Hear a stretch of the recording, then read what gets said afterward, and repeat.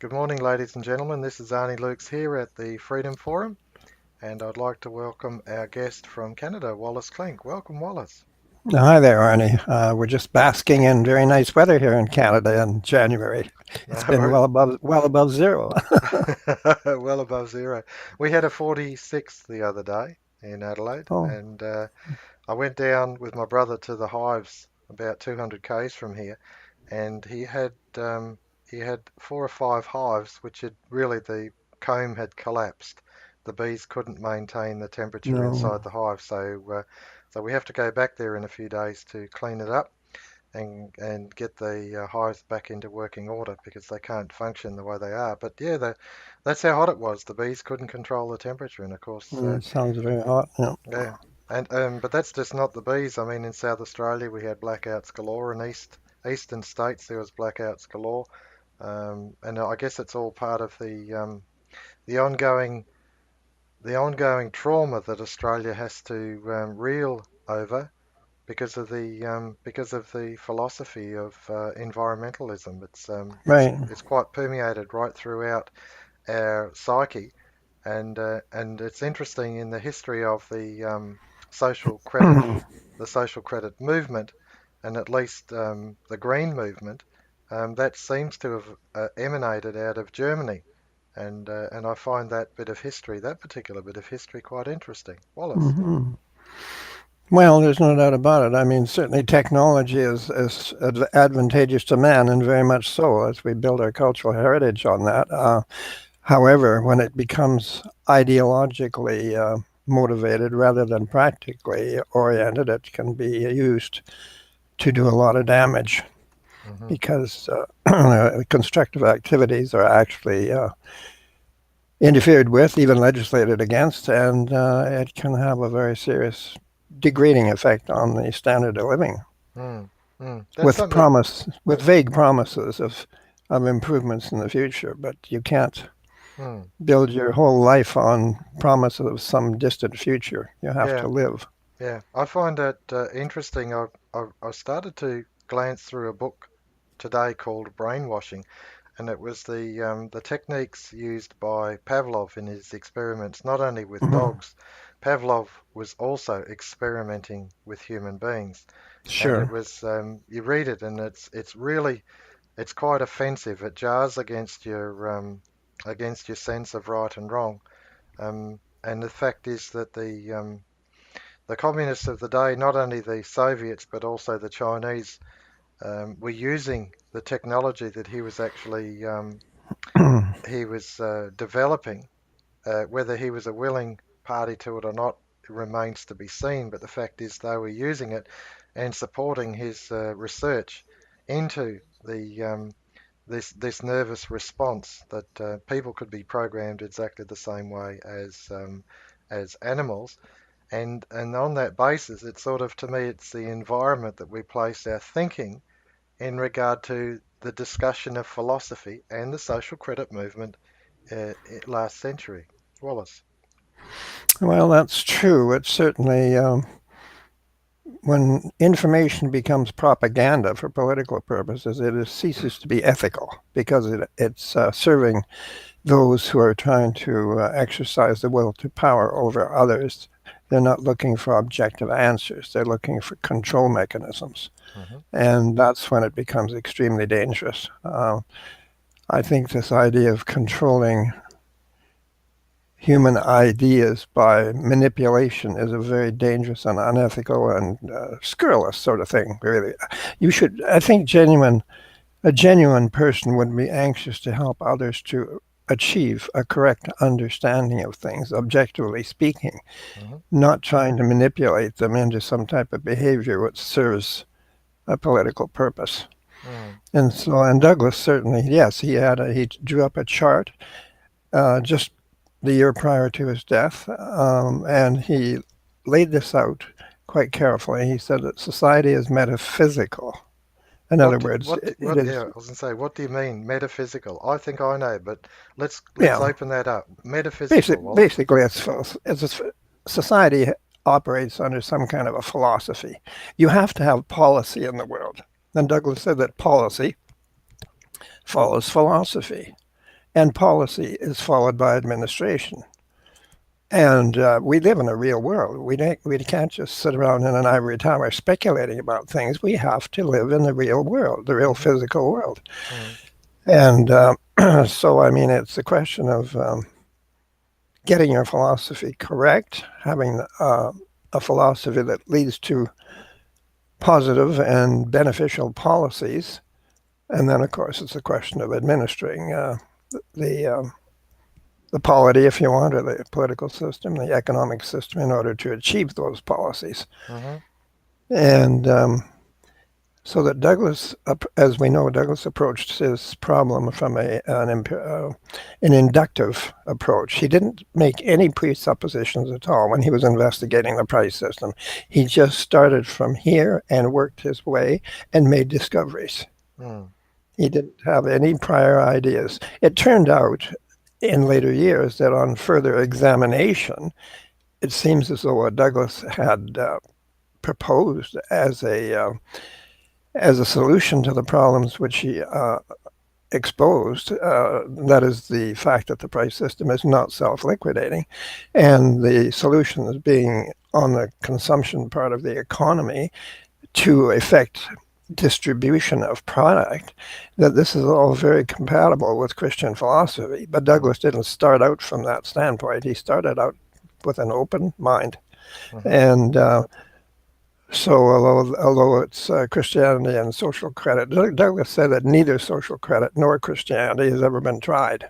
Hmm. Hmm. And I that's think that's, probably, yeah, to me that's a very interesting point. One is that they haven't been tried, and the other is that if you like, the policy of social credit, at least the financial policy of social credit, is on the basis of, if you like, freeing the individual and allowing them the opportunity to exercise their monetary vote as equitably and as freely as you currently have the political vote. And I think that that's an entirely different point of view that's ever been proposed, and it really is a groundbreaking point of view. I say point of view, philosophy, a point of view where the actual system, the purpose of the financial industrial system is to provide goods and services. It's not to actually centralize power, but the existing system is designed. It's actually inherent in it. And that's why it comes back to philosophy is so profound, so important. Do you believe that there is an elite in the world who should rule the world and the rest of the world be slaves? That's the philosophy. You can place that particular comment in monopoly capitalism. Equally, yes, you can place it in the philosophy of communism or dialectical materialism, Marxist socialism, national socialism, yes, fascism. These are all exactly the same in the sense that an elite group would dominate and rule the world. And so the financial system acting as it is currently designed, is to centralize power. And that's why when you come back to philosophy, if you can't place your thinking clearly and say, well, what is the purpose? What is the purpose? What is limited constitutional government about? What is a dictatorship about? What is the financial system about? These are all points of view that have a clear direction based on their policy, based on their philosophy. Wallace. well, in a sense, social credit is really the science of association. We know that we get increments from association. You can get decrements too from association if it's negative, but we look forward to having positive increments of association to build society and build our culture and so on, and to improve the lot of mankind. And so this is Douglas was really encroaching on this whole area of the principles of association. Mm, Now, Douglas was an engineer. He was quite familiar with how large organizations function. The left, if you want to call it left, side of the spectrum is inclined to think of mass action, uh, worker participation in production, and that sort of thing. Well, Douglas said it is perfectly legitimate to want to have experts carrying out functions. Mhm. Because if you don't have experts carrying out functions, you're going to have chaos. And certainly you're not going to have the best performance, that's for certain. So that what Douglas said was that you must have experts who are engaged in doing specific productive tasks or designing these ideas and so on and giving Mhm. direction. Mhm. But the problem is we have things all around because we seem to think that if we have mass action, in other words, mob action, we're going to solve something, and all we're going to do is create a chaotic situation. Mhm. Because mobs are not experts; they're just primarily emotionally driven. Mhm. So what we want is we want to have individual responsible citizens who have access to the product of industry and who can control or place sanctions upon the experts. Experts are meant to be, I think, as Eric Butler used to say, experts are meant to be on tap and not on top. Mhm. We appreciate the experts. We must appreciate them because they do wonderful things. But if they don't do what we want, we have to have sanctions by which to dethrone them or to result in their replacement. So we want consumers to be fully armed with the amount of purchasing powers required to claim all of the goods that are produced. I just want to And that I just want to that's clarify that point, Wallace, mm-hmm. that the sanctions that you're talking about are as simple as sufficient spending power in their wallets. In other words, Yes. if someone comes out with a product and the product is of a fashion that is acceptable to the community, individuals Mm-hmm. within the community, then they simply buy it. They don't Right. need to have a whole campaign of really, it's brainwashing in order to buy something that they probably don't need. And yet, if they do see a need for it, then they can actually endorse the work of the expert who should be on tap, endorse the work by buying the product. And that way Exactly. they're not herded around, constantly herded around. I mean, to me it's a form of, it's not just public relations. It's got to a stage of you're so agitated by the predicament. You're scared of a shortage. You're scared of climate change. You're scared of the environment. You're scared of this. You're scared of that. And there's no time for you to actually stop and just enjoy what is already there and there in abundance. Wallace. That is quite true, Arnie. It's kind of a hyper psychosis that we've been driven into. We're not living a relaxed um, life. And I think you perform best in your judgments and your relationships with people when you are in a secure and relaxed situation. Hmm. When there is a fear of scarcity, there is always tension. Hmm. There's competition, which goes beyond, unless the scarcity is real, but the scarcity is not real today, which goes it creates tension amongst human beings and it extends right from the family or any association right up to nations. And Mm. this is not a normal situation. Mm. Uh, I think there's a it's like a pre-trauma stress disorder. You're yes, actually, I've heard it called that, pre-trauma. In other words, you're actually in anticipation of something that could happen. And on right. the basis that it could happen, I give an illustration. Let's talk about, just to touch on the programming we're receiving about environmentalism as a philosophy. That the world is suffering, the earth is warming, and there's going to be this cataclysmic event.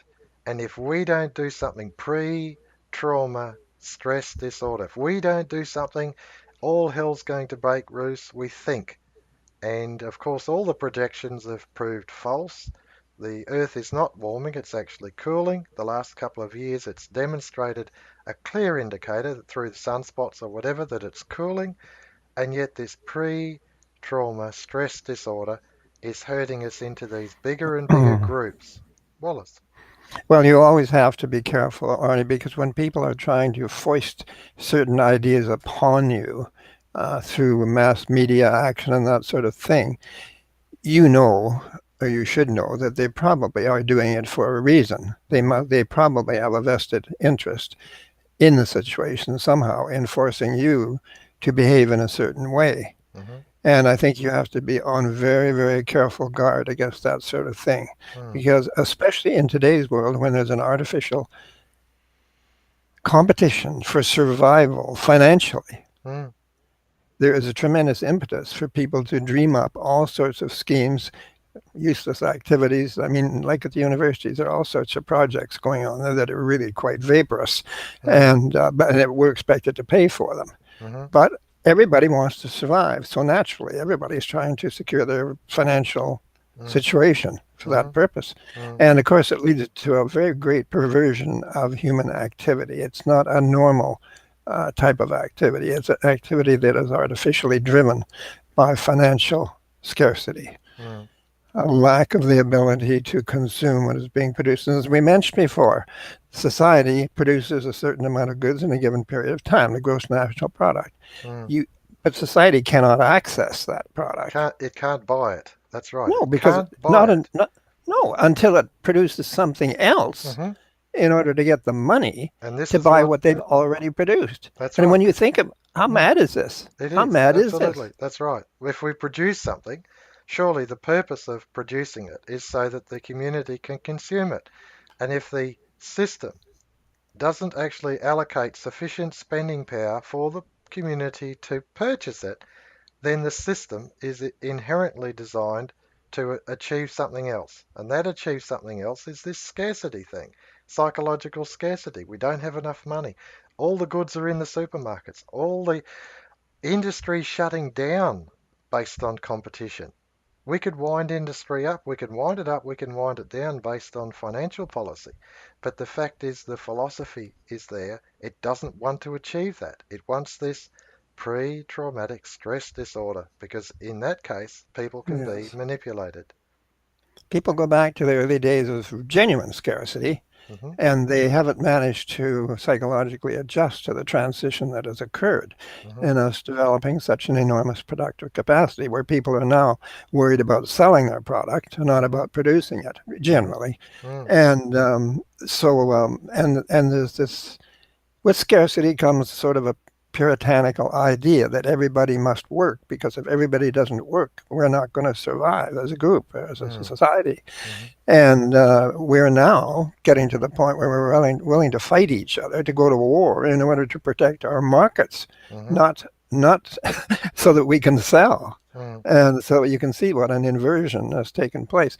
Now, this should not be that way, because with increasing abundance, we should have increasing comforts and security. Hmm. However, it hasn't worked that way because of the financial system. And I don't know what it is, but there seems to be a psychological block when it comes to finance. I don't know, people find that it's abstract and they just can't handle the concept and don't want to even enter the area. And yet it is the key factor, because the financial system has increasingly caused a deficiency that is growing relative to the total product, Hmm. and which means that we're having to go increasingly into debt Mm. and mortgaging the future. Mm. And I mean, it is the absolute, I don't want to sound trite or simplistic, but quite frankly, money is the key.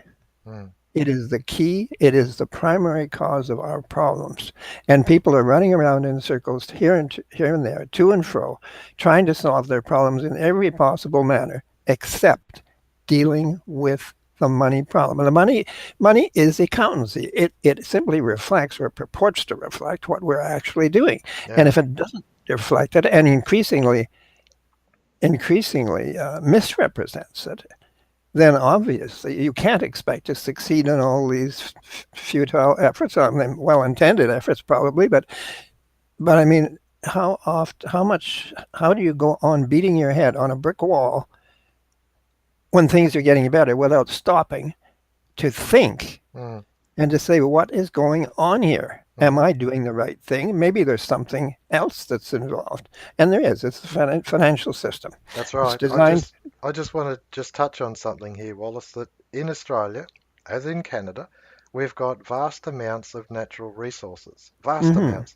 Now, if I want to actually exploit the resources, any industry goes with cap in hand to the banks. They go cap in hand to the governments who go cap in hand to the banks, but they go to the banks in order to have numbers issued against the project. And that's all money is numbers. That's 97% of right. all money in existence is simply numbers in computers. That's all it is. They That's get right. they get issued with sufficient numbers. They don't run around with suitcases and wheelbarrows and truckloads of money. They No. just run around with numbers on their computer systems. And so the industries actually get society, get the community to initiate work. The numbers Yeah. get the community to initiate work, and in the end, certain numbers are allocated to the workforce, and no numbers are allocated to the community to actually purchase. And the point of this whole thing is that if it was in equilibrium, that an industry producing, if it was producing potatoes, Hmm. and the community needed the potatoes, rather than the community starve because there's a shortage of numbers, a sufficient number allocation would be issued to the community that finds the potato manufacturer in equilibrium. He can liquidate his costs and the community can enjoy the potatoes, and so the community is rewarded by being able to consume it, and there's no debt incurred. That is the natural world. That is just a simple Yes. natural world cycle. And the philosophy behind it, and this is why when we talk about philosophy, the history of the social credit movement, where we're going back to, it's on this basis of we haven't actually bounded back to the real world. The financial system, think about it, the financial system controlled by banks, and not even controlled by banks in your nation anymore. The central bank is directed and controlled by the central bank of central banks, the International Monetary Fund, the World Bank, the Davos, the all this Switzerland stuff. It's controlled from there. Policy is emanated from one point entirely around the globe. When if you want to grow potatoes in Canada, in Alberta, or in Adelaide, South Australia, you can. The issue is, can the people buy what you've produced if they need it? And that's the madness. This is the whole thing about why philosophy is important and why systems are designed to achieve certain ends. And this, to me, are the two things we've got to get very clear in our mind. Wallace. Yeah. Well, credit is issued to actuate or to facilitate creativity or initiative. Mm, And the thing of it is, it works badly because it's when you don't have the ability of the general public to purchase the whole product, that it's a bottleneck in consumption. But consumption is, people have to realize that consumption is absolutely essential to production because consumption is the means by which the producer recovers his costs. hmm And if he can't recover his costs, he can't produce properly. So we do have artificial restraints on production because production cannot recover from the community its costs. So, of course, we have been offered the rather unfavorable solution of simply mortgaging our future. In other words, creating money for current goods and charging it, making it a charge against the future, hmm which is an inflationary charge, of course, hmm because it all has to be built into the price structure hmm when the previous production physically has already been paid for. hmm So, I mean, it is really a fantastic scheme. It's, as Douglas said, it's a marvelous system, a marvelous scheme for centralizing power. That's right. Because the more the gap gets, the more the debt gets, and the more the debt gets, those who issue credit benefit from that particular monetary scarcity. They regard their credit as a commodity, not just as a unit of account. And naturally, they want their commodity to be as valuable as possible. hmm So by making it scarce, that enhances its scarcity values, shall we hmm say, and that gives them power hmm because they have a sole banking system has a monopoly over the issue of all money. hmm And so that just increases the power of the financial. And we see from statistics, which have been released uh, more recently, as saying that the gravitation of wealth is just flowing more and more into the hands of few people. That's right. That's right. But And then, I'm going to actually just pull us up on that, Wallace, because I think we've covered some excellent ground, and in Mm-hmm. particular that point that the affluence is actually flooding towards less and less people, but to such a degree where their percentage of the entire wealth of the world is growing, and really a handful of people control and own more than 50% of the world. And that's why when you talk about systems and you talk about philosophy, why it's most important. I'm just going to direct our viewers to the Australian League of Rights library here, because in it we've got 100 years worth of discussion, 100 years worth of research and consideration by great men such as Geoffrey Dobbs here, Clifford Hugh Douglas. Further down, we pick up Butler, Eric Butler over here, but not just restricted or limited to these people. There are hundreds of authors who have covered these issues and discussed it. More recently, Oliver Haydorn over there. And so you look at this and you think, by jingos, there's so much research already gone into it, and it's at your fingertips. If there was ever a time when knowledge was available and a university online was available in to do your own research, it is right Mm-hmm. now. And this has been built up over a long time, 100 years worth of work, and I know that there's been enormous amounts done in order to scan in and archive and catalogue the social creditor, the on targets, the new times.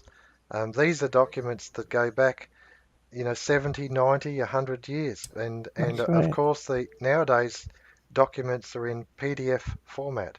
So you can actually look at it, you can view it at your leisure on your own computer, or better still, print it on your own printer. You don't need to buy it. You can look at it and put the scholarship in. So I think if there was ever a time when it's at your fingertips, but all it takes is effort. All it takes is effort to come to grips with this, to start to realize the bounty that is there, that is today's world. Wallace Klinck, thank you so much for joining us and giving us a few more facts on the history of social credit. Thank you, Arnie. No, it's my pleasure. Thanks, ladies and gentlemen. We'll catch you again soon.